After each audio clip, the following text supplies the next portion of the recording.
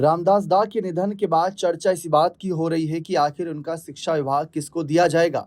जहां अब एक नाम सामने आ रहा है। दरअसल झारखंड में हेमंत सोरेन कैबिनेट में सोमेश सोरेन को जगह मिल सकती है। सोमेश सोरेन निवर्तमान शिक्षा मंत्री स्वर्गीय रामदास सोरेन के बड़े पुत्र हैं। साथ ही रामदास सोरेन के निधन के बाद घाटशिला में 6 महीने के अंदर उपचुनाव होंगे।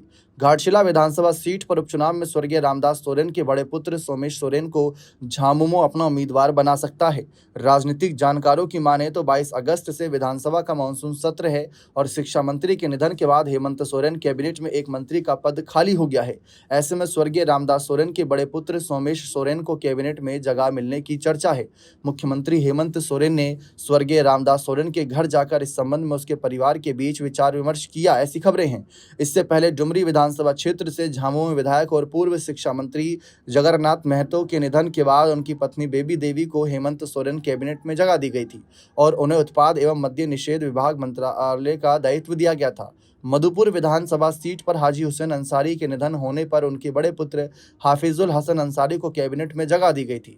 इस तरह 2 मामले ऐसे हैं जिसमें हेमंत सोरेन के मंत्री के निधन पर उनके परिवार के लोगों को ही कैबिनेट में जगह दिया और फिर पार्टी का टिकट देकर संबंधित सीट पर उपचुनाव में जीत दर्ज करवाया। राजनीति में उसके परिवार के ही सदस्यों को टिकट देकर उसकी भरपाई की जाती है।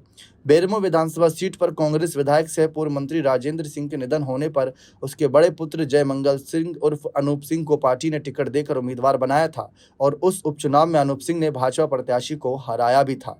ऐसी सिचुएशन में यहाँ पर सोमेश सोरेन का नाम सबसे ज्यादा सुर्खियों में है। फिलहाल कुछ भी कहना संभव है क्योंकि आगे क्या हो जाए, कौन बड़ा फैसला ले ले हेमंत सोरेन, ये उन पर निर्भर करता है क्योंकि अब पार्टी के कर्ता धर्ता सब वही हैं, पार्टी के मुखिया वही हैं, अध्यक्ष वही हैं, मुख्यमंत्री वही हैं। तो उनको ही फैसला लेना है कि जेएमएम के सिंबल से ये सीट किसे मिले, क्योंकि ये इसका टिकट किसे मिले। ये बात तय है कि इंडिया ब्लॉक यानी आरजेडी, कांग्रेस, वाम दलों के साथ विचार विमर्श करके ये सीट जेएमएम के खाते में जाएगी। दूसरी तरफ बीजेपी अपना कैंडिडेट उतारेगी या नहीं उतारेगी, इस पर भी चर्चा है क्योंकि पिछली बार उन्होंने चंपई सोरेन के ही बेटे बाबूलाल सोरेन को टिकट दिया था इस सीट से घाटशिला से रामदास दा के खिलाफ, लेकिन रामदास दा ने उन्हें करीब 22,000 वोटों से हरा दिया था।